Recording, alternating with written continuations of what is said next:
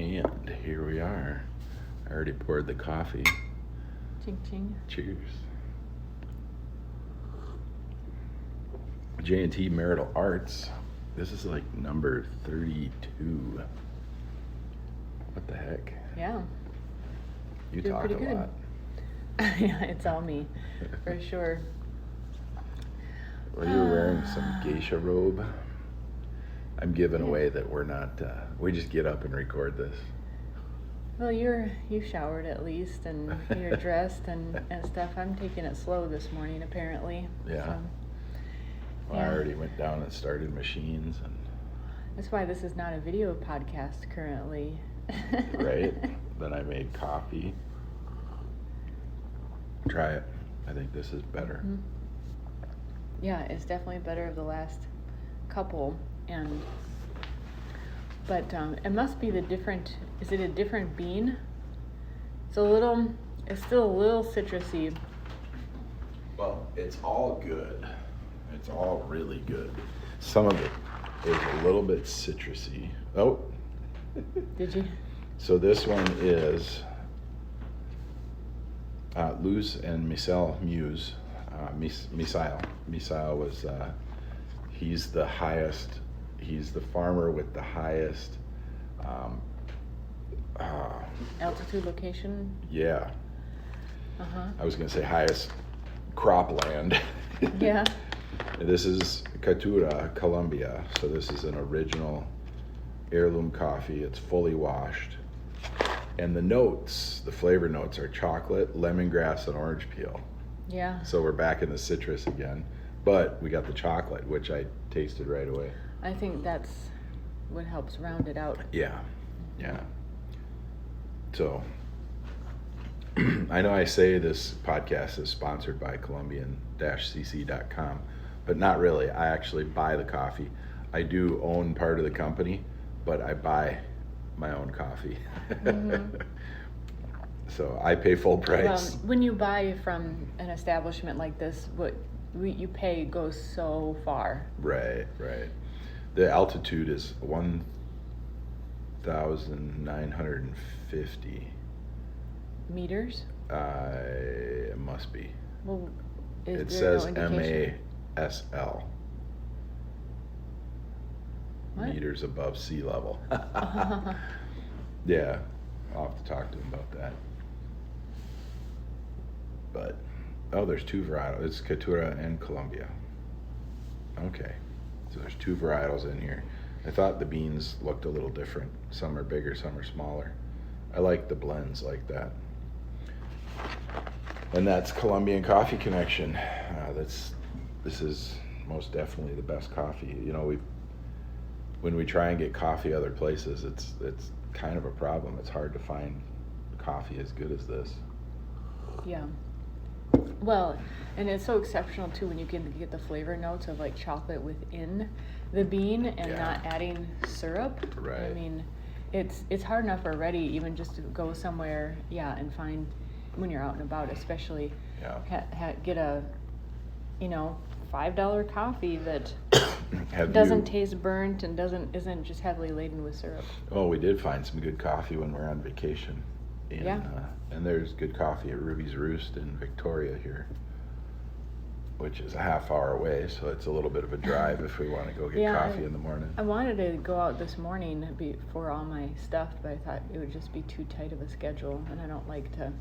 I know. I wanted to mountain bike this morning, but then I have so much work to do. I'm trying to clear it up for the weekend, so. Oh, well, today's supposed to be really nice later, too. Like, even just the mid-70s will be beautiful. Yeah, we should at least go to Monarch. Yeah, I agree. I'm planning on this afternoon having some... I'll let you ride in front of me for a while. Thank goodness. I like watching you. Yeah, I bet. I bet your butt. So are we having any important discussion this morning, or is there I don't know. any business to discuss? Or? Well, you seem to be a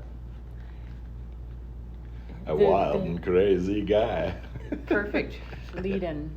So you heard the definition of an extrovert by clinical psychologist Jordan Peterson, and Jordy. and you're like, listen to this, and I'm like, yeah. Well, he probably gave, like what you said, he probably gave a classical definition of an extrovert. You know, people think that extroverts like to be around people, and I don't know that I even would call myself an extrovert. I'm listening to all the, you know, the 5 personality types and, you know, the big 5 and all this kind of stuff, and we've taken several tests over the years. I've taken several tests. I even did the MMPI, the Minnesota Multiphasic Personality Index when I was younger, because I wanted to. I went and found a psychologist and asked to take it. And like the only test that you wanted to take? No, you know, I was, well, if you're going back to high school, I was really good at tests early on, and then because I would not do any homework, they switched me when I was in 9th grade, 10th grade, I think, one of those two. They switched me to all my classes had a requirement of my grade counted 80% for my homework, and I would not do homework. It didn't matter. It was in 10th grade. They switched that because I basically failed 10th grade after that because I wouldn't do homework because I was working, and I already had a full-time job. And you gonna sneeze? I was going to. Oh, I was gonna say saúde, because that's the Brazilian way of the Portuguese word for bless you. Or literally means health, but that's what they would say. Health. Yeah. Yep. You know, I speak so many different languages. I have lots of words in other languages that I could speak. Yeah. Yeah. I don't even speak the full English language, so I could say that I speak other You're languages. doing pretty good. I'm pretty good. That's what I strive for. It's pretty good. Well, when you pointed out the extrovert definition, it was like someone had recognized you. Yeah, it was. And just jumping back to, I had no problems taking tests. I could read in class, take the test, and no problem. And the teachers didn't like that. They thought that I should have a work ethic of doing homework. And I'm like, I'm in school all day. Why would I take anything home from here and study at home if I'm already getting good grades and I'm already passing tests and I'm fine. My comprehension was off the charts. But they didn't agree.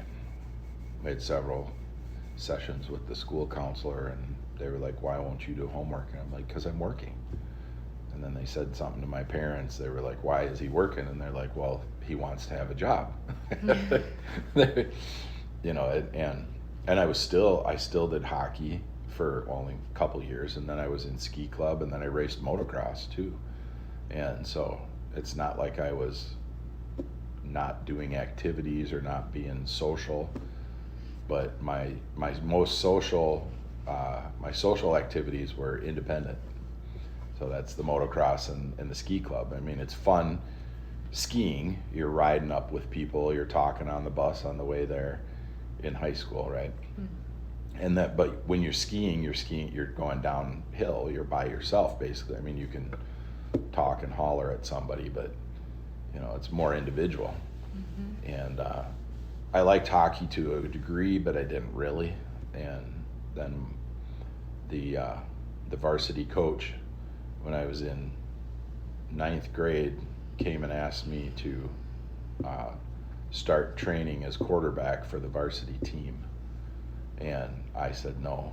I laughed and said, why would I play football? You know, all those guys were really cliquey. They were worse than the girls. And I was like, there's no way. I didn't like any of them really either, so didn't get along. I was a little bit too creative when I was in high school. So this relates to extroverts, that they don't always they're not necessarily the most Well, you know what he said? He said they're gregarious. He didn't say social. He said they're they're dominating and popular in social settings, and people are attracted to them because of their energy and their outwardness. But to me, it's more of a kind of, it's like a natural boundary setting, because I'm big on boundaries, and so it's like it's kind of like a try and keep up with me kind of thing. And then it weeds out many people. You find the people that are willing to work with you, you find the people that don't like you, you find the people that try to challenge you. It's a very, it's a very quick and easy way of sorting through people. And I may not have been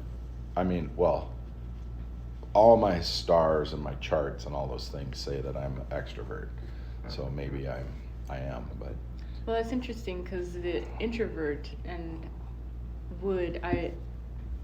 this is not something that's like, I would imagine. Your sippy cup shot glass is empty. That the introvert's tactic is the opposite. You sit back and you observe and you see all those things so you take your boundaries in, and you may be in a corner or something and you watch. Whereas the extrovert is pushing out and kind of pushing on other people's boundaries and testing. And it's like, okay, that's how far I can go on that topic. Okay, that's how far they'll understand this issue. So that's maybe even like a visual, tactile kind of way to. It's really funny. We talked about this early on in our relationship, that we wouldn't have gotten along in high school. We wouldn't have been we might have been attracted in a subtle way, but not in a real. Yeah, maybe interested, real but world not way. Attracted. Yeah. Because you probably sat in the front of the class. Yes, no? Yeah. Okay. It didn't matter where I sat as long as I had a good position to make jokes. And usually that was about mid, because you could turn around and see people behind you and you could watch people in front of you. And I didn't always sit like in the back of the class. No, I think earlier on, granted, obviously if we didn't have assigned seating, I would sit in the front.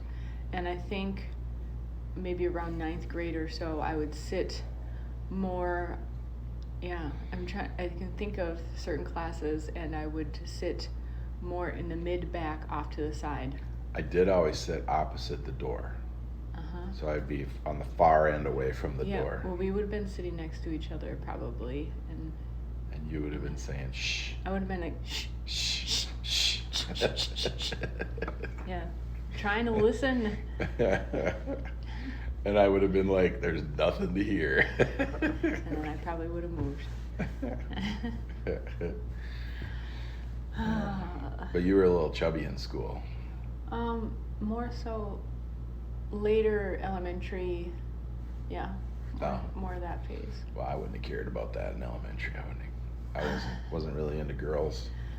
I had a couple of girls, one in particular that I liked. Yeah. That I brought a stuffed animal to. Michelle Marble.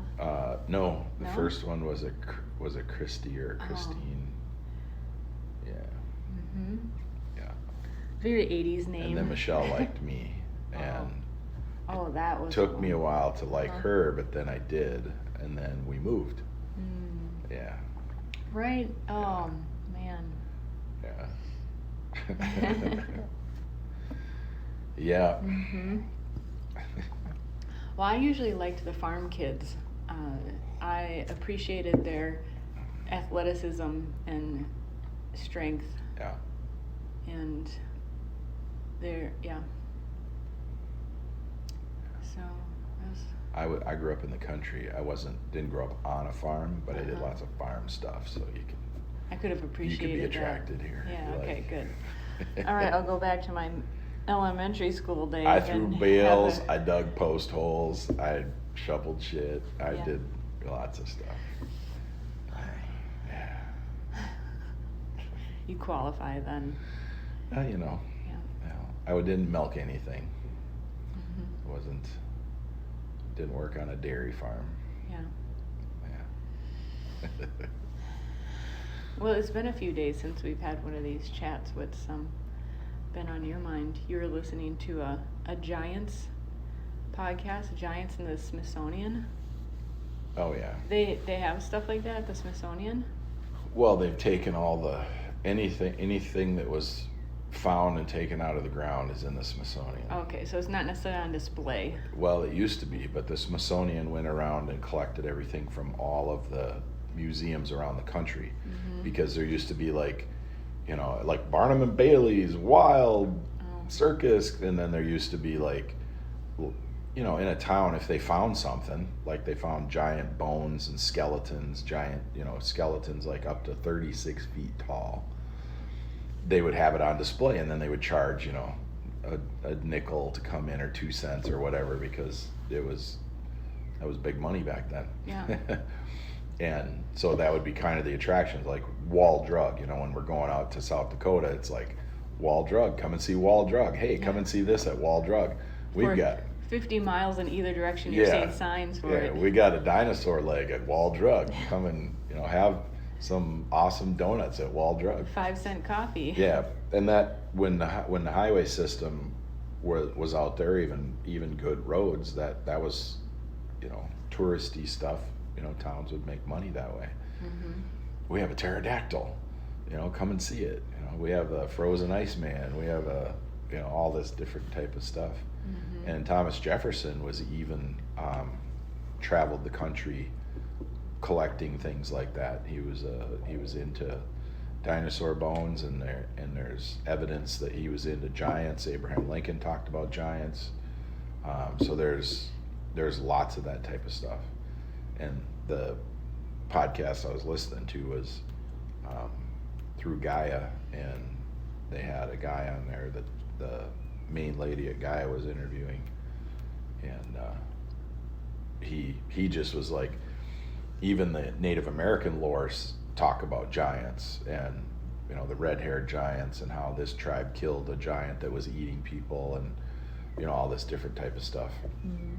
And so then we had the mound builders that were in the United States. There's hundreds of thousands of mounds all over the United States. Well, nobody talks about it anymore. And they're in the Central Park in Chaska, where we met, where I grew up, and we knew about that. I don't know, maybe my grandma told me about it way back then, so I always knew about that. But maybe if you grow up in a town like that, you do, but I don't imagine it being really common knowledge. Well, now it's gotten to the point where the Native Americans they don't deny it, but they don't claim it outright. They say anytime you dig anything up, they show up and they claim that it's a burial mound, and then they have to cover it back up. And so it's kind of a dual conspiracy, because they have their rights based on what happened, and they have their casinos on their reservation land and all that kind of stuff, and so then they're part of the cover-up now, that there was a civilization in the United States way before the Native Americans, the darker skinned. These were white skinned, red haired giant people. I don't understand what you're saying as far as, are you saying there are different mounds for different purposes? Some were the Indian burial mounds and some were prehistoric? Indian burial mounds are very small, comparatively. These other mounds are very large.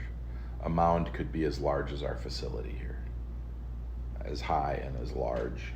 So like the ones in Chaska are very small. They look like just little hills like you would see maybe even on a golf course. They could be native, yes. They could be Native Americans, and Indians. those are very I mean, Chaska is even named after Chief Chaska. Yeah. We've got, there's also, when they were redoing Highway 101 in Minnetonka, apparently they ran into some mounds there. Star Tribune won't let me see the article though. Sorry, Star Tribune, you're not getting the sponsorship. It's the Smithsonian blocking you from seeing the article. At the corner of Breezy Point Road and County Road 101, some of the 12 burial mounds first mapped in 1883 by T.H. Lewis have been destroyed over the years by development, roads, and that's all I can see. Yeah. So yeah, they're definitely, so they're both. I was just right? having fun listening to that. I'm Yeah. interested in ancient stuff, megalithic sites, that type of stuff. I've always been. So if we were to travel to, let's say, your top 5 places that are ancient sites, megaliths, and so forth, which ones would you go to? Palenque, Pumapunku, Egypt. I'd go Göbekli Tepe. So where are these? All over the place. They're all over the world. They're Right, but do you like the first one that you mentioned? South America. Do you know which country? You want a specific country? Probably Yeah. Peru. Okay, name it again. Pumapunku. Pumapunku. And what is there? Megalithic structures. There apparently is an amazing walk that you can take up. Which one is it? Pumapunku or Puma is entirely man-made terrace platform mound with a sunken court and a monumental complex. Okay, this is Wikipedia, so you're going to get, whatever. You're getting some truth. You're getting the Wikipedia truth. I'm trying to, let's see. In western Bolivia. It's part of the Tiwanaku site. Yeah. Okay, so I got the country wrong. Is Bolivia next to Peru? Well, don't put me on the spot. Are they neighbors? No, no, Bolivia is south central, south central South America. Well, I'd like to visit the sites in Mexico and South America and Belize and Egypt and in Africa. And there's megalith. I mean, we went to Stonehenge, so in Europe. Well, so you're pretty much saying you want to go to whichever one. It's Bolivia's central South America, right there. Yeah, I've never. I've been to Bolivia, but I was actually in the southern part. So I've never gone anywhere like that. So what I would do is I would meditate on it. I would research the sites metaphysically and find which ones have the most energetics, and then I would choose. What do you mean by energetics? That are still very active. Okay. And because then I can step through a stargate. the fragments of 5 andesite gateways with similar characteristics to the gateway of the sun were And found. by the way, I'd pull you through the stargate too. Oh, good. He wouldn't leave me behind, because I've just always wanted to go traveling in whatever other dimension. Wormholes. Wormholes, yeah, because I love worms. And holes. Holes are my favorite thing. Oh, gosh. Are we talking about marital art number 7, make love? Oh, we'll do things together. We're always, most all of our podcasts are about staying active, doing stuff together. Sorry, number 4 is make love. Yeah, of course. Number 7, plan. That's what we're doing. That's why I said 7. We're planning. Planning So to you'd- go to Stargate. You would pretty much go to any of these, you're saying, but you'd... Well, we have to look at what's going on in the country. There's a lot of violence going on in some of those countries, and there's a lot of destruction. The Chinese are destroying things. The Muslims are destroying things. So you got to be careful a little bit where you go. Yeah. You know, like when we're in Brazil, you're like, you can't wear that watch. And I'm like, I can wear my watch in Brazil. I'm fine. Brazilians aren't stupid. There might be some robbers, but you know, from a guy's perspective, you know, a very astute thief is not coming up to me. Right, it's going to be the drunk, high, whatever yeah, one. Well, those guys are easy to deal with. They're ruthless. I mean, they're people who literally, first of all, I'm ruthless.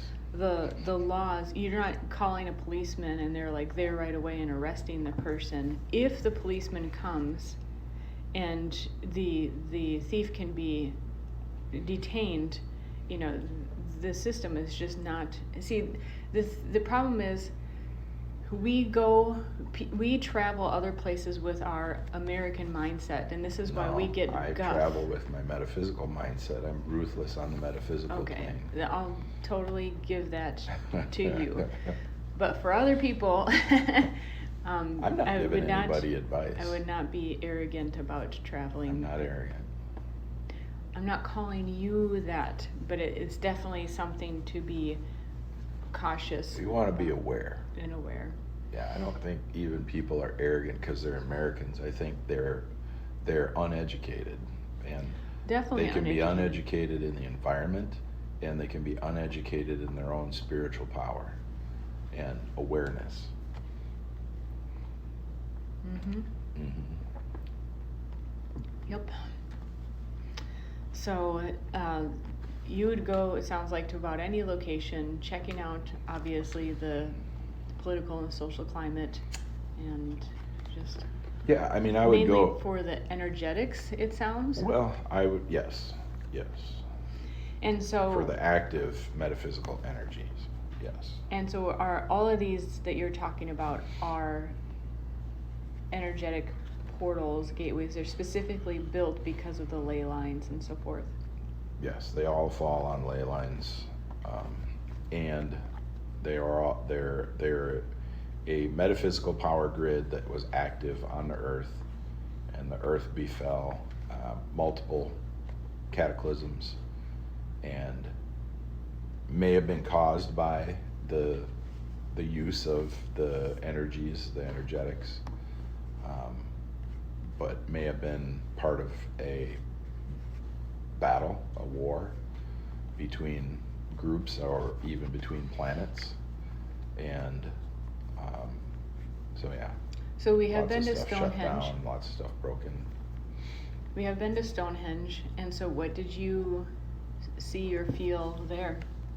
Stonehenge is not a portal currently. Stonehenge is the site is not deactivated, but it's like a combination. It's not set up properly. Has a few missing parts. I think they did it on purpose. I think when they first set up the stones, when people do that kind of stuff, they don't just go, oh, let's stand this here and stand that there. They bring in, the top physicists, they bring in the top engineers, they bring in all mathematicians, they bring in all these people, and they figure it out. And they go, oh, okay. And then I think what they did is they put it together and it activated, and they took it apart. Mm-hmm. Because it's like, what's going to happen now? Mm-hmm. And so, as we saw when we were there, evidence of machine stones, the stones that you see that look all rounded, that's a coating on the machine stones that are underneath that. Too bad we didn't. I mean, you had a really decent camera when we went there. I still have the pictures. Yeah, but if we have a few current cameras or we would buy lenses to really be able to zoom in. Mm-hmm. Well, you can see in a couple pictures online, most of the pictures are from angles that don't allow you to see. And so you saw what looks like, so the pillars look like they had square edges and they were coated, had like a facade. It was completely right angles. Uh-huh. Yeah. Sharp right angles, corners, like a I'd say desk, but like a piece of metal, Mm-hmm. That we machine in our shop. Mm-hmm. Square right angles to a corner, to a straight edge corner. That was perfect. Like you'd see in the corner of a normal wall that doesn't have funky angles, just Oh, 90 yeah. degrees. Yeah. And then it looked like it had a facade to make it look like the outside was stone. Yeah, it was like pasted on or melted on or some kind of stone. Mm-hmm. Obviously there was technology in the past where they could form rock. They could make it soft and form it. And they had better than Gorilla Glue, apparently, to make it stick. Yeah, well, if you can manipulate molecules, you don't need glue. It would be gecko glue, right? Because they like merge with the surface. Yeah, they have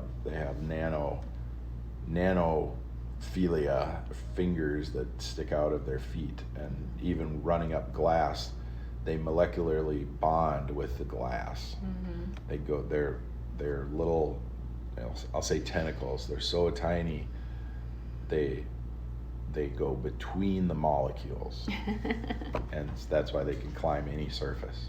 So really, gecko glue would be the ultimate. Yeah, that's invasive glue. Totally. Let's see. I'm wondering, seeing if it has a close-up view of the gecko's foot. Wondering if it has the interactions. This is Wikipedia again. Sorry. The chemical structure, the interactions between the gecko's feet and the climbing surface are stronger than simple surface area effects. On its feet, the gecko has many microscopic hairs, or setae, singular seta, that increase the van der Waals forces, the distance-dependent attraction between atoms or molecules between its feet and the surface. So that's what I wanted to find out. Yeah. These setae are fibrous structure proteins that protrude from the epidermis, which is made from beta-carotene, the basic building block of human skin. So they're called setae. That's what I wanted to know. I wanted to know the actual name for them. Yeah, and so if you take your hand and put it in the air, Or setae. and say that you put your hand against a piece of glass, this is how the geckos have to run. They have to pull their hands, Like in a wave. no matter which direction they go, they have to pull away heel palm first, the palm of your heel first, all the way out to the fingers. So if they're sideways like that, they have to pull out, and like that. If they're down, they have to pull out like that. And if you watch their feet go all around like that. Kind of like watching a raccoon come down a tree. Their feet go backwards, and their hands. Seta is from the Latin word for bristle. Wow. Okay, there you go. Seta. Now Yeah. y'all know. I didn't want to give the technical definition, although I probably couldn't have. For those of you who, like me, like to know some of the They got background tiny information. little hairs that are smaller than molecules, and they go in between the molecules of the glass. So they penetrate. Remember when that gecko was on my hand and I said I could feel it inside my skin? Yeah. Yeah. And Yeah. I played with him and let him run all over my hand. Yeah. It was awesome. We bonded. He was just sitting there, remember? He was just sitting on my hand, and Yeah. I mean, that type of connection, they must be able to feel, like you can feel something running at you. Like if you're just sitting on something and you feel the reaction like a plant, right? So let's say there's a snake on a plant and it's trying to get a gecko. I bet the gecko can feel within the plant that something is touching the plant, because plants put off their defenses when they feel threatened or when they're touched. They react well or they react negatively. That memory was brought to you by Mexico. In Mexico, we're Yeah. in Puerto Vallarta. Puerto Vallarta. Puerto Vallarta. Yeah. I bought you a really nice dress when we were down there. Yeah. Very linen, like It's cotton. see-through cotton, Yeah. nice. It was wonderful. Do you I still have that shirt? I still have my Yeah. white Mexican Your Don shirt. Juan shirt? John Juan. Don Juan. That was where, so we have a few theme mottos We in do. our marriage. Oh. Actually, quite a few that we've developed over the year. Probably some that have just been expired. Kind of like, you know how words come into the lingo, like sweet.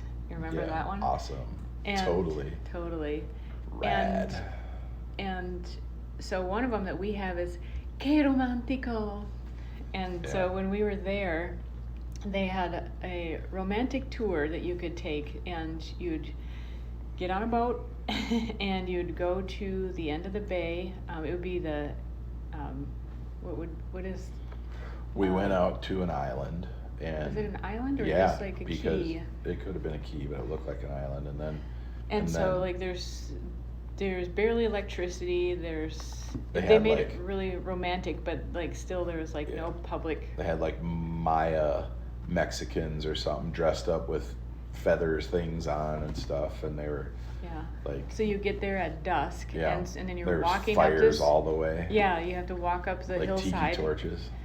And you kind of feel like you're partially on Gilligan's Island. You're like, okay, am I going to get back? Well, this looks really neat, so if I don't, we'll have a heck of a time, a fun time. Yeah, it was like an adventure. Yeah, and we were at the concierge it was a hotel and timeshare, and I don't remember what we were doing, but she's like, Well, you were hesitating on spending the money, and I Oh. was like, let's just do it. Yeah. Let's do the whole. I want to go out there with you, something, and the gal behind the counter goes, ah, Que romantico. que romantico.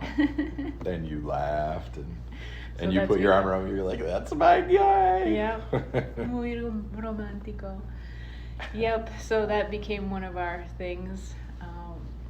Our colloquial Mexican phrase that we speak to each other, Spanish. Well, we have a few. So I don't know, what would you call them? Phrases, mottos. What would they be? Well, it's if we've seen a funny movie Yeah. and it resonates, So our first one, I think I can name what I think is our first one. Yeah. Remember that walk in the park in Chaska, and Yeah. the little kid was on that little BMX Track. Yeah. Yeah. And what was that one? Yes. Yeah, so he was going over the hills, and when you had your first experience on like a roller coaster and it tickled your tummy or something a little lower, and this little shyster little scrub was on a bike, and It's he was got little squirt or something, not little- a shyster. It little doesn't have scrub. to be a shyster. squirt. He was going up and down over the mounds on the BMX track, and every time he went down, he would squeal with joy. It was so funny to watch. Oh God. And mostly here. So ever since, that was 21 years ago, because it would have been in the summer that we were Yeah, walking there. whenever we got excited about something, or we Yeah, or we're going on a downhill in the Yeah. car. So that's another one. Yeah, there's several from movies, especially the House Bunny. There's just funny ones. Oh, a more recent one is the Kathy. Yeah. So this is that's a like Minnesotan thing. It's kind of this is like our index, the glossary of phrases. So I was in a Target, which is, if you're from the area, there's Targets all over. yeah, well, it's kind of regional, but There's Targets in California. so I was at a Target. Just in and case you didn't know. I was in one aisle, and then the next aisle, I hear someone go. She's obviously talking on her cell phone, and she's like, "Well, Kathy, you just wouldn't believe." And it was so funny because even as a Minnesotan, Yeah. I probably have at least somewhat of an accent, but when you hear it, like really blatantly, and it exists in Wisconsin When it's deep. and like North Dakota or North Dakota Yeah, a when a bit. Norwegian or a Swede from Minnesota says oofda, like in their normal speech, and Yeah. they really mean it, you're like, you laugh, and you're like, oh yeah, there you go. Well, or like. Well, just to oh, let yeah. everybody know, Fargo is in North Dakota. Yeah, it's not Minnesota. It's not Minnesota.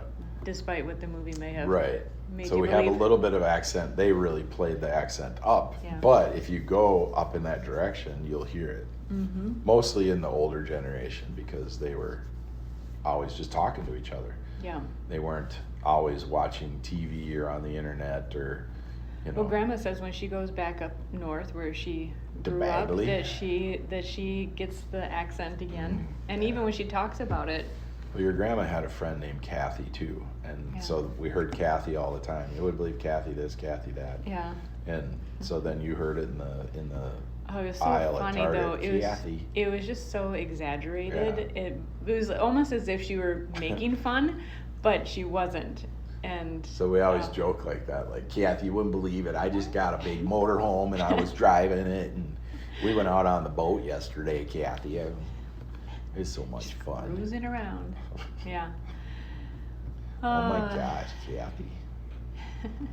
Yeah, so this is probably incredibly boring to anybody else, but who knows? I think it's fun. I think people should have those things in their relationships. I think nicknames should be fun. They should be uplifting. You know, you don't want to call somebody butt bomb or some, whatever. I've heard lots of sarcastic, almost mean nicknames. Well, you get seriously upset the couple times that guys, it's only been guys who have said Tara the Terrible just because it rhymes, you have gotten really upset. Yeah. So that's a good example. You don't call my wife a derogatory name. Yeah. Even if it rhymes. Yeah. No, the first time it happened, I won't say who and where, but it was a guy that I liked and respected and got along with, and there was a lot of joking and a lot of fun. And I think there was an inherent jealousy in the way our relationship was compared to his. And so he wanted to tear down a little bit. And so he used your name and said a word that, could have started with your name. And you were standing there, and I was like, you are never to say anything like that again to my wife. And he was like, I'm sorry, man. I'm sorry. I'm like, never. Mm-hmm. And yeah, it was so awkward. It came out, it was an awkward situation because normally you don't confront people, unless there's some sort of a physical thing happening. But my reaction was so natural and so quick, and it shocked me, and I think it shocked him, that I was just like, I wasn't going to let anybody else hear that. I wasn't going to let that carry anywhere. Mm-hmm. Because that's what happens. Somebody gives someone a nickname, next thing you know, other people are saying it. Mm-hmm. And no MFing way. Yeah. No way. You can respect my wife. Now you can call her Miss Bachland. Mm-hmm. Mrs. Bachland. You've been restricted.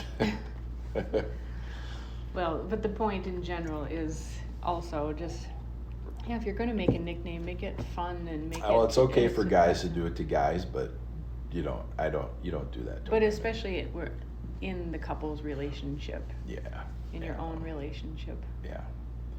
Well, women, yeah.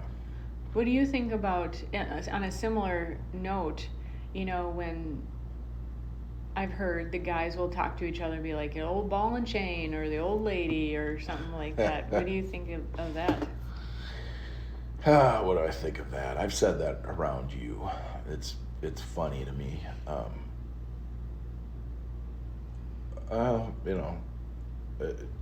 To go to the deepest end of the pool, there's a lot of people in relationships that they don't appreciate, they don't want to be in, they don't want to get out, they don't know how to get out, or they financially can't get out, or you hear that a lot. If I wasn't so tied up, I'd get divorced. I mean, you hear that as a guy. I think that I check with you on a lot of things out of respect. A lot of guys check with their wives before they do anything out of fear and out of not wanting to deal with problems. And so that's where those phrases, kind of more come up. Yeah, there's other ones. There's battle axe, and there's. Oh, really? What else? There's battle axe. There's lots of. Yeah, lots of. That's different than ball and chain. I mean, that one's from the olden days, like whiskey in a jarro. Where's battle axe come from? I don't know. Probably because they do battle, and. Yeah, sounds ruthless. There might be some hacking going on somewhere. I don't know. Yeah. I'm not. I've been in a couple of bad relationships. Got out as soon as I could. Okay, I'm gonna. So we have we have objects here. We have the ball and chain, the battle axe. Okay, we all have negative sides to us. So if you were to give me identifying with, if you were to call me something, but make up your own. People don't know that I'm covering my mouth right now. I'm going for it for the amusement. Okay. Like, all right. What would I call you? What would you? If I had to call you something? But something unique, like, but it has to be like the weapon or the. Here's what I'm gonna say. I wouldn't be with you if I had to call you names like that. Yeah. Yeah. That's. Yeah. I don't. Homie, don't play that. Yeah, no, I pity the fools that, the guys that show up to work and do nothing but complain. They just look like idiots. Anybody that does that, if you're complaining about your spouse, you're a fool, you're an idiot, you're ignorant, you're treating yourself in a worthless manner. You don't value yourself. If you're going to a job that you hate every day, and you're not looking for an alternative, you're foolish. You're causing your own misery. And that's something I learned very young. I'd have to count up, I probably had close to 30 or more, a few more different jobs. I've worked at 30 or more different places. And you talk to, these young kids in college haven't had a job yet. And by the time I was college age, I'd had probably 14 jobs, worked at 14 different places. So I knew how things worked. I knew the structure of business. I knew management. I knew coworkers. I knew how to get raises. I knew how to apply. I knew how to leave a job. I knew how to fill out an application to get a job. How to get a job. Yeah.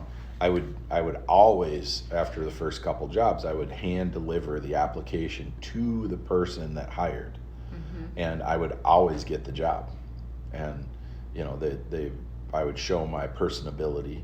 I would ask a few questions about the company, the store, the station, whatever it was, right? The restaurant. Who was it that coached you on how to do that? Nobody. Oh. Me. We talked about this before. Because I asked because I specifically remember my dad doing that. And, when you name off all those things, it's like, if someone hasn't gone through that, it'd be like, well, that's easy. I just fill out an application. That's I came easy. home with my first job, and my parents were shocked. They were like, well, what did you do? And I said, I walked in and I said, are you hiring? And then the guy was like, we're always hiring. And I'm like, well, I'd like to work here, and I didn't even ask how much pay I was going to get. I just went to work. There was no application at that job. It was a machining shop over here, a stamping shop right up the road. That was my first official real job. I had been shoveling and raking and mowing and that kind of stuff in the neighborhoods when we lived in town. But when we moved out here, I baled hay a couple times, a couple summers, and didn't, that's not you just go to the farmer and say, hey, do you need some help? And then he's like, yep, I'll give you $25 a day, something like that. And you're like, all right. Can you lift this? All right, you qualify. Yeah. Excuse me. So my first official job where I had to fill out any kind of forms, I wasn't old enough to get a job, and he told me which date to write down, so it looked like I was old enough. And then when I found out I was making less than minimum wage, I asked to just be making minimum wage. And he laughed at me and he said, you're not even old enough to work. Get back to work. He pointed out his office door and said, get back to work. And I went out and I worked for another half a day, and then I quit. And then he was yelling at me the whole way out. He's like, how are you gonna, because when I came in, he was like, why do you want to work? He's an old gruff old shop guy, right? And he's like, why do you want to work? And I'm like, well, I need gas for my motorcycle and that kind of stuff. And when I was leaving, he's like, how the hell are you going to buy gas for your motorcycle? And I'm like, I'll get another job. It wasn't, I'd had multiple ways of making money at that point. I was 15, so I was too young to work a job, and I had multiple ways of making money already. So it didn't, I wasn't going to be abused. I wasn't going to be used. I didn't go report him to anybody. There was no like, oh, I'm going to report you, and that's my Metro voice. And, I just went and got another job. And, So you have someone, a friend you've known a long, long time who was in a job for at least 20 years and had really come to the point where he was just done with it. And you encouraged him to explore, to look at, he was a very intelligent, upwardly mobile, highly skilled person. Can you say his initials? D. I know lots of people. Okay, well. Oh. Uh-oh. And you really encouraged him to start looking for something new. Yeah. And it was like he didn't see maybe all the qualities he had, and just that encouragement to get out there. And he's kind of serially changed jobs every year since then, but it seems to, and I don't talk with him a whole lot or on this level like you do, but it seemed like that kind of released something in him, in like, okay, I am, sometimes it does take that push, whether you get fired or a friend says, because we know plenty of people. I know one person who's been in a job and has complained about it for like 14 years, and we've kind of basically given up, saying, well, you could go here and go there and go here, and I don't know if there's really a question. People deal with what they're comfortable with, and they know what they know, and it's better. So a lot of times, we all know this. It's better the monster you know than the monster you don't know, right? Because you know what to expect. You know who's the manager. You know who are the coworkers. You know what to expect. It's easy to deal with. People get complacent. But the confidence, and I haven't talked with this first gentleman that I spoke with, you probably have, but I would imagine that it builds confidence, and just like it's scary at first, making such a big change, especially when you have a family and so forth. Yeah. But it almost seems like a modern rite of passage kind of experience to have that first, like, no, I'm going to do this. Oh, I've always made more money. I mean, all of my switches have been bigger and bigger and bigger and bigger, and you just got to be ready, to do it. You got to be ready to reduce. If you've got to sell something, or you got to get rid of a payment somehow. People generally are living to the max because they're not real satisfied with their life, so they've got to do something new, add something new, build a new house, do all these things. And to me, it's like, man, I'm just trying to get to the mountain bike track. I'm like, I listen to people and I'm like, I realize they don't have time because they just keep adding shit. Yeah. And it's such a slippery slope. I'm trying to reduce stuff,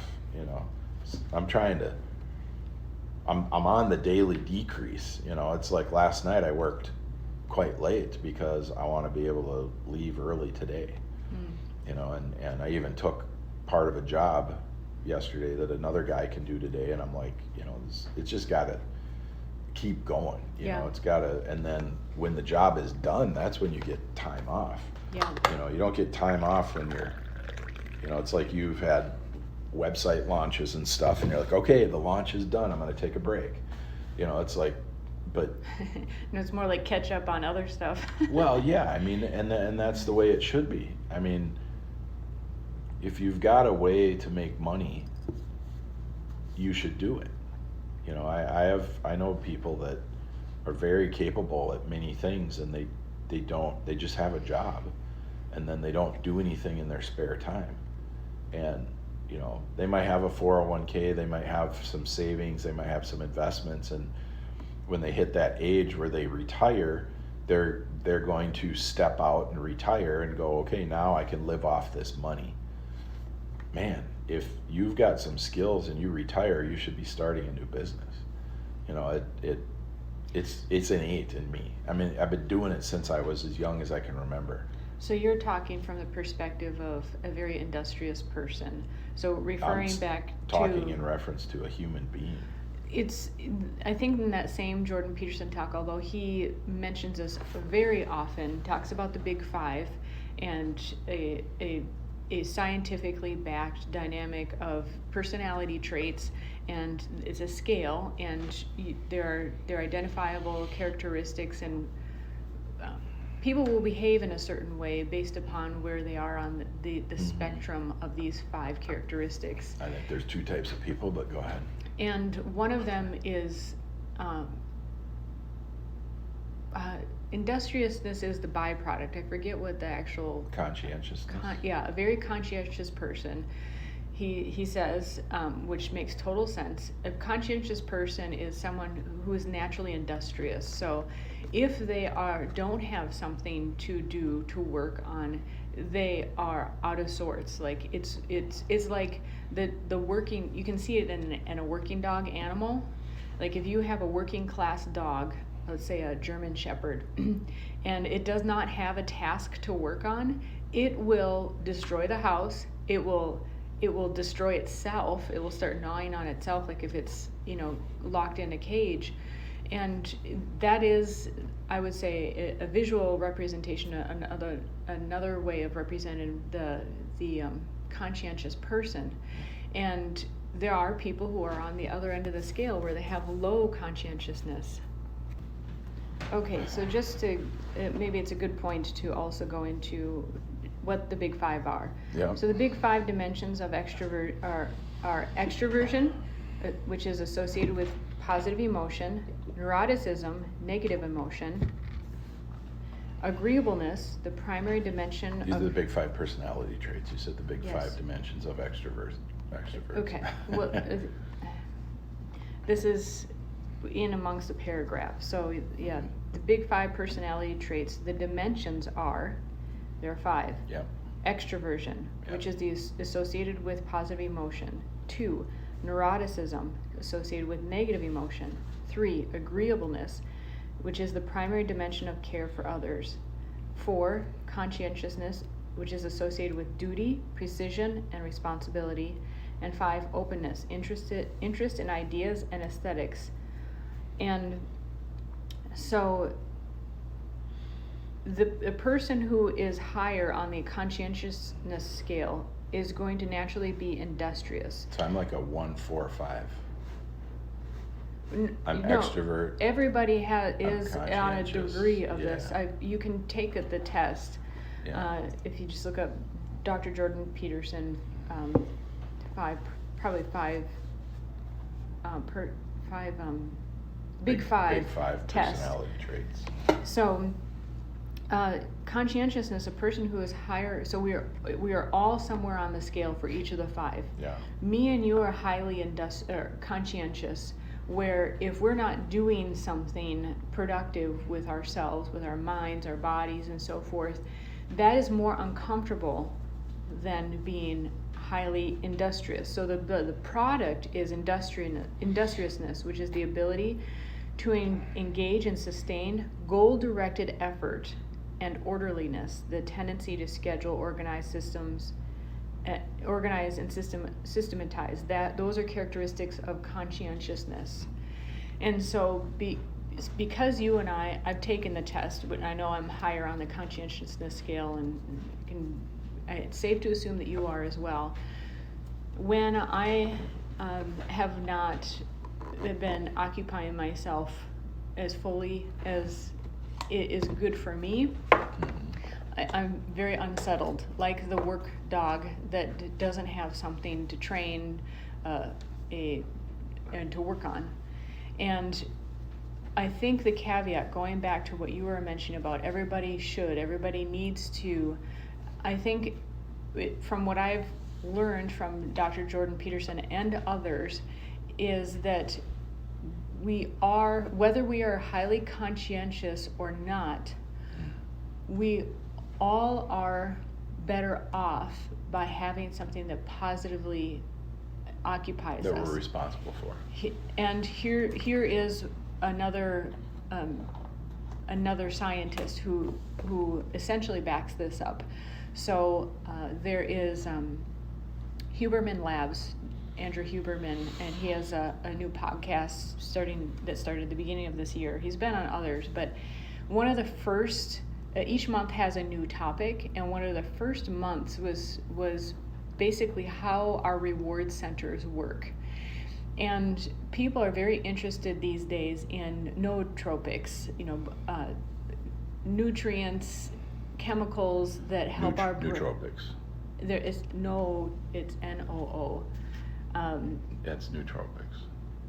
That guy pronounces things wrong. I'm just pronouncing it the way that I see it. Yes.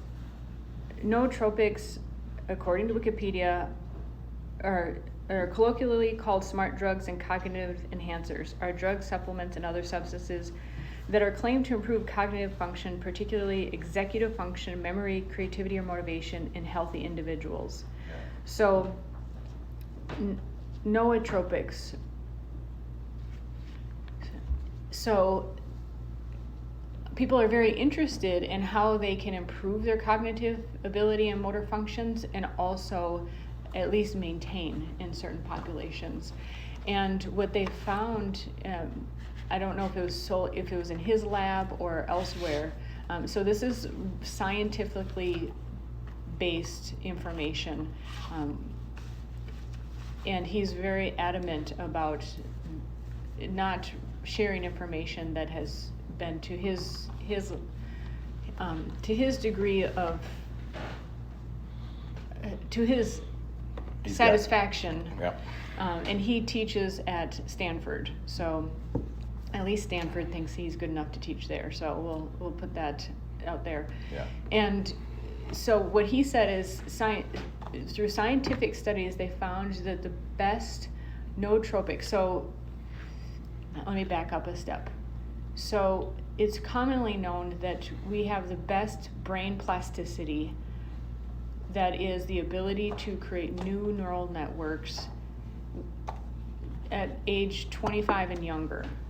Most plasticity as a baby, as a youth, and around 25, some people believe that kind of just it starts declining. Well, what he's found through, I don't remember his lab or research, is that even a person who is in their 70s or 80s can have the brain plasticity of a child. Yeah.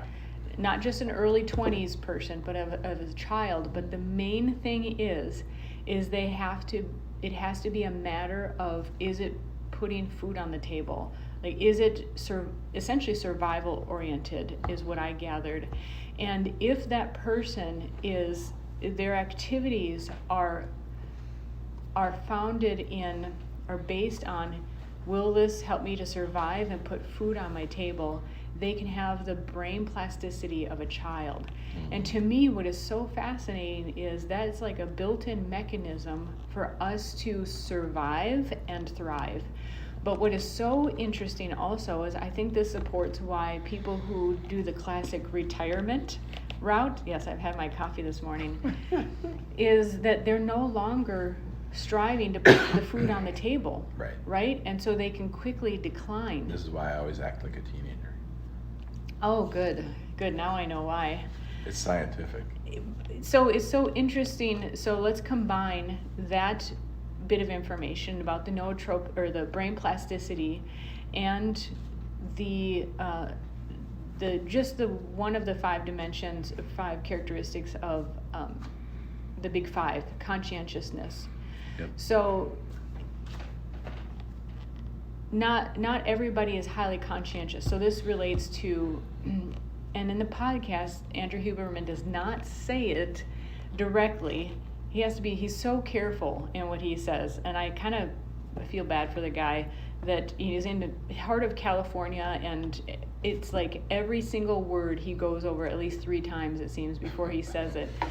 But he basically proves that having a universal basic income is detrimental to human development Of course it is. and at least cognitive health. That's why they want to give it to people. And even if a person is not very conscientious, that is, they do not naturally need to be occupied to feel healthy, to feel good, like us, we need to be, we have our times, we'll definitely watch a movie, we'll hang out, but like you talked about, you said, based upon your highly conscientious viewpoint, everybody needs to be, even if they're retired, or they should be, I think the quintessential phrase that you said was, even if they have a day-to-day job, they should be doing something in the evenings and weekends. I don't think that's true. I mean, a hobby, yes. Working on something, yes. Tara, I read that on the internet. But John... That makes it true. But who said it on the internet? Me.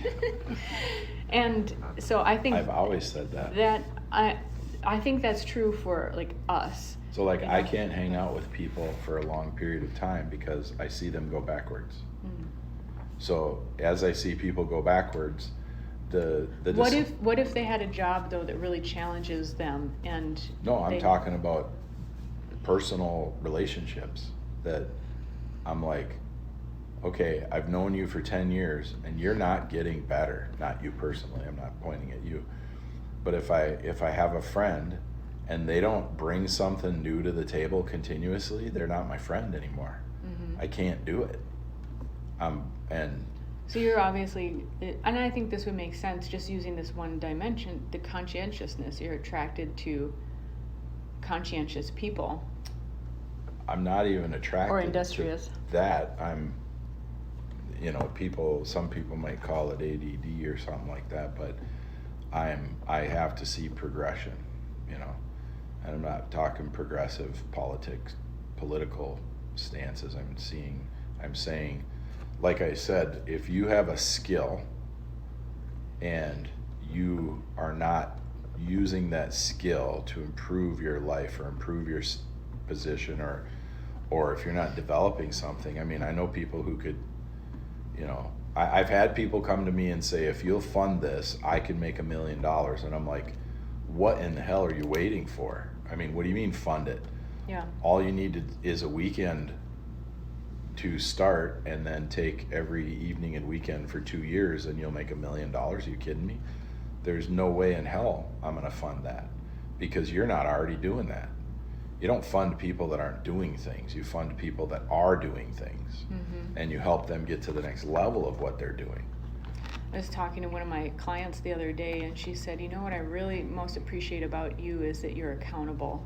She said, I have the hardest time, she's like, particularly people under the age of 40, she said, I have to follow up with them all the time. She's like, it's such a relief, that if I send something to you, that it gets done. And she said, my dad always used to tell me, and her dad was a very big influence in her life. And I think, I could joke with her about like how I joke with my mom. Yeah, that'd be really My fun. dad always said. Another motto. But she said that her dad would always say, if you are accountable, if you are reliable, there'll always be a job. You'll always be in demand. Yeah. And I would say I learned very similar things from my parents, and it's very true. If you are you don't even have to do a better job, although I certainly try, but if you are accountable and people know they can rely on you, you absolutely will be in demand. And that's where I would say a person who's not naturally conscientious, there are areas we need to push ourselves, in order to survive and thrive in this life. And we're not all blessed with, the perfect combinations. We're blessed with the perfect combinations for us in our life and what we need to learn in this lifetime. And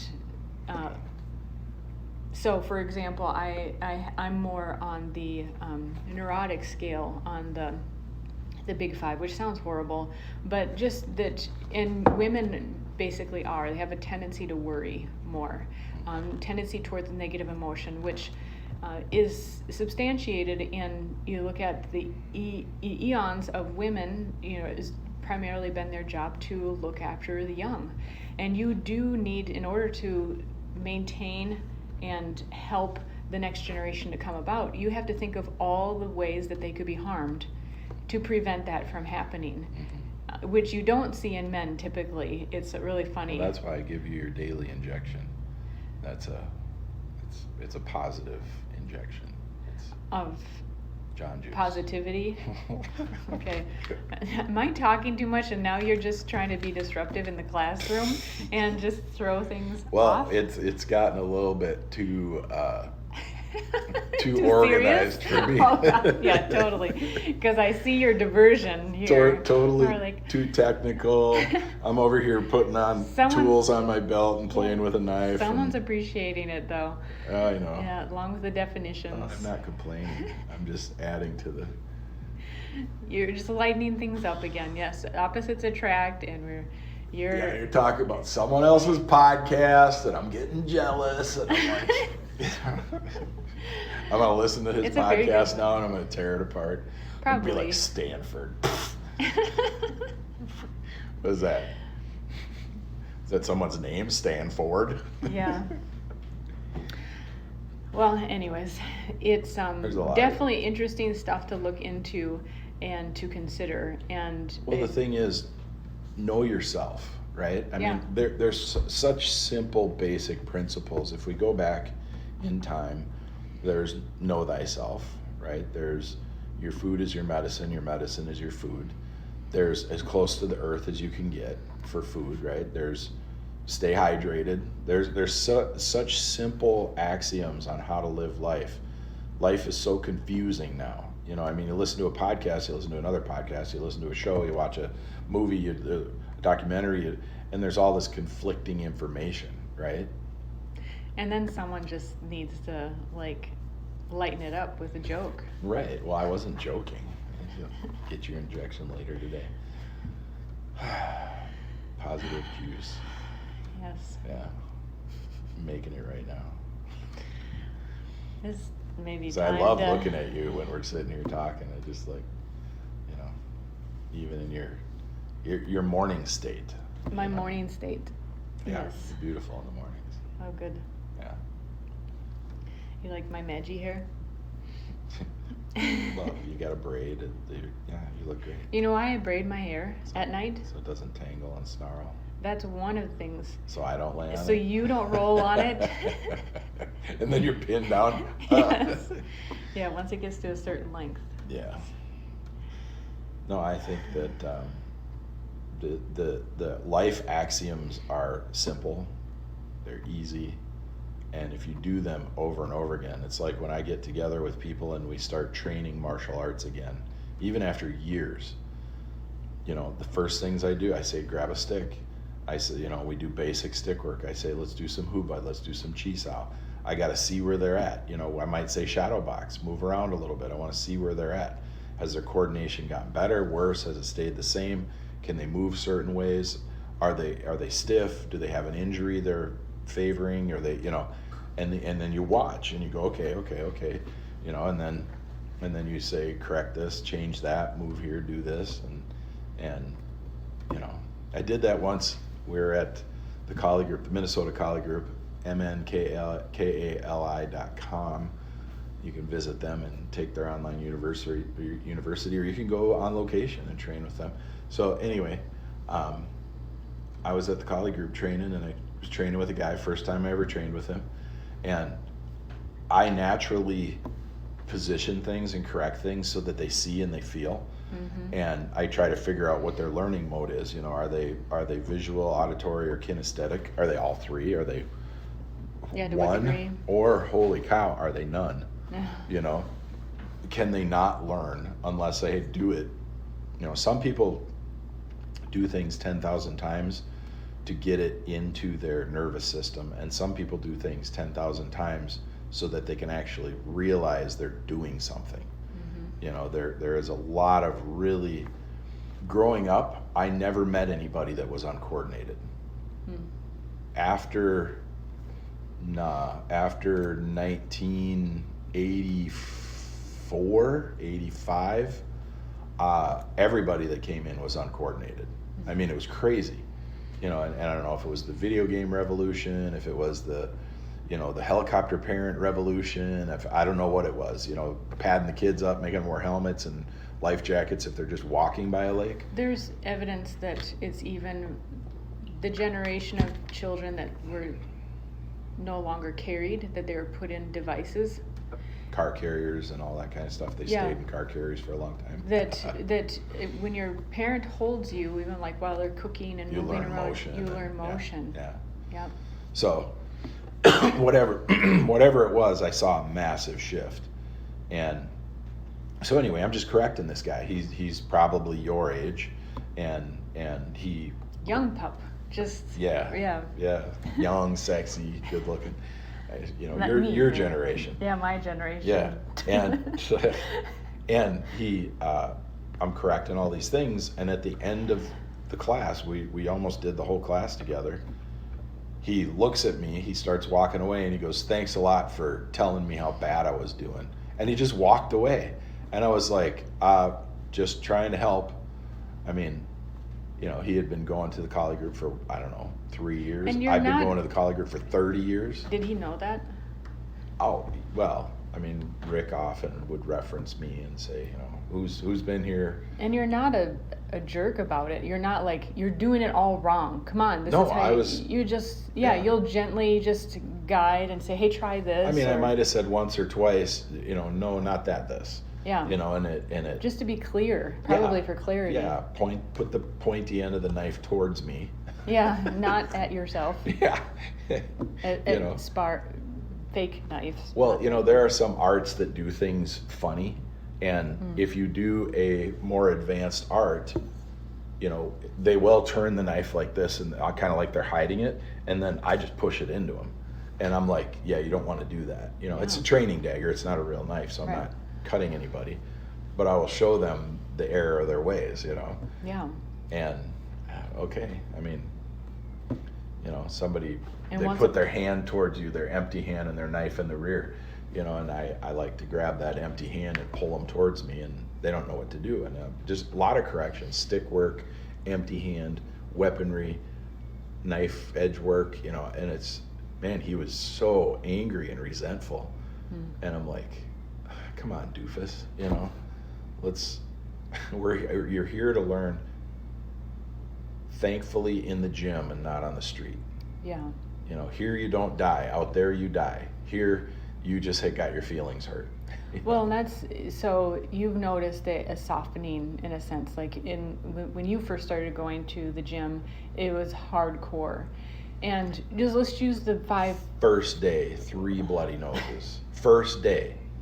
So let's use the big 5 again. So Yeah. as someone who is more neurotic, or You know what it was back then? They weren't trying to keep you, they were trying to qualify you. Yeah. So so for me, training martial arts is more about the personal. Is that a bird? Yeah. Oh, it is. Okay. Is It's a more blue about the self-development.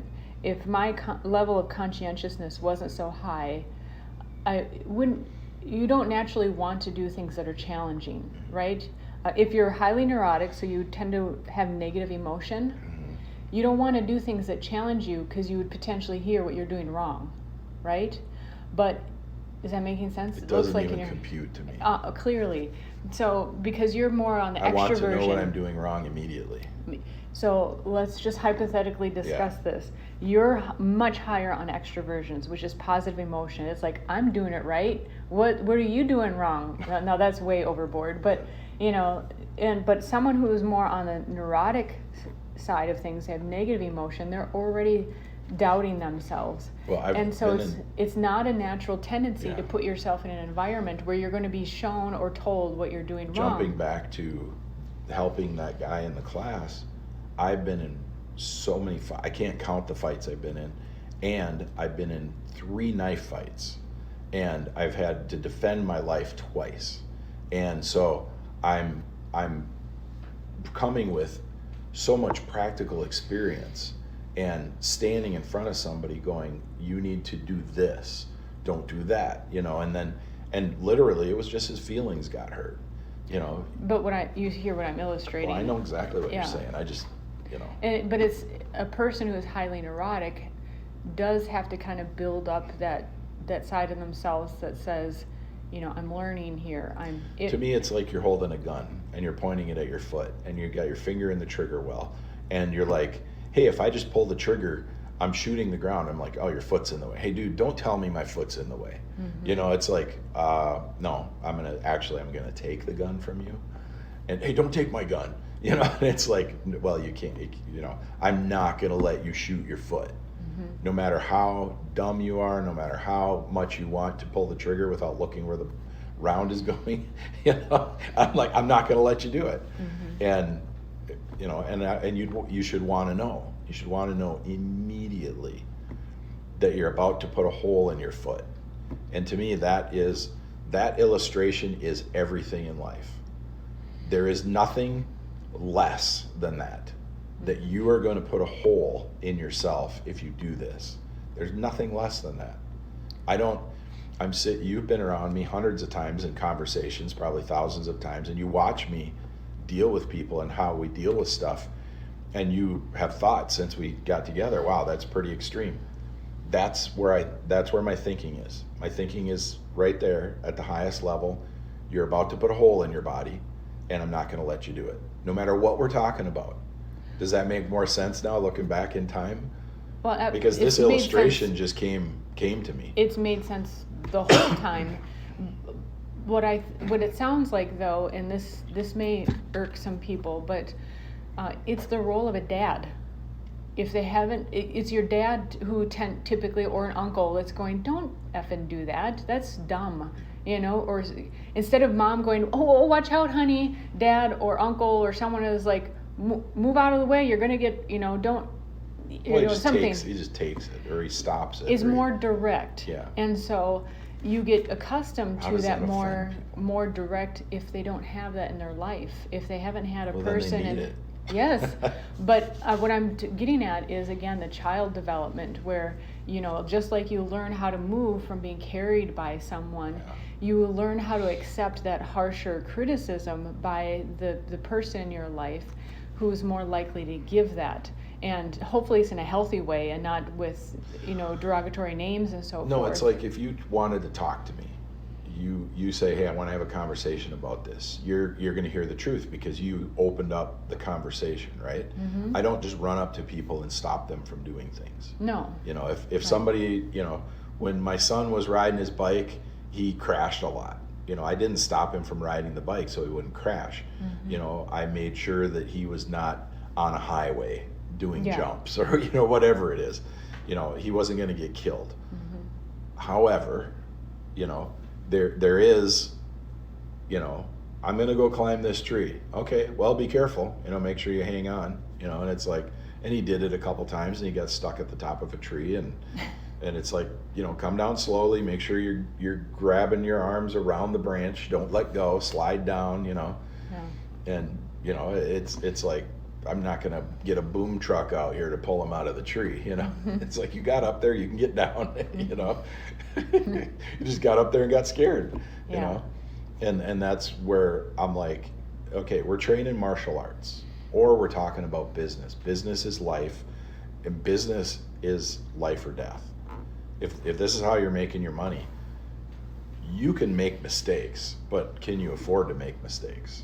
How big of mistakes can you afford? Right. Yeah. I mean, I've said this before. I was listening to one of our previous podcasts, and I said, you've watched me spend millions, you watched me lose millions. I went through bankruptcy, you watched me, you know, and a lot of times you didn't know what was going on because I wasn't coming home counseling with my wife about money, because you were freaking out if, you know, you were asking me, hey, is it okay if I spend $25 on this? You know, and in the meantime, I'm spending $250,000 on something, you know, and so I wasn't sitting down counseling I was counseling with mentors.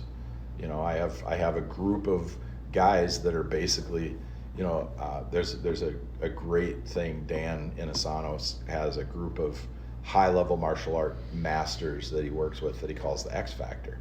And I have that, my mastermind group, like an X Factor in guys, in men that are much older than me, and that they can't tell me exactly what to do with my specific business, mm-hmm. but we can talk conceptually. Mm-hmm. And so I've always had that. I built that over the years. I built bridges to valuable resources, and and so I was counseling with people like that, and I was never worried about what you were going to think, other than the fact if you were thinking that I wasn't a good man or doing a good job.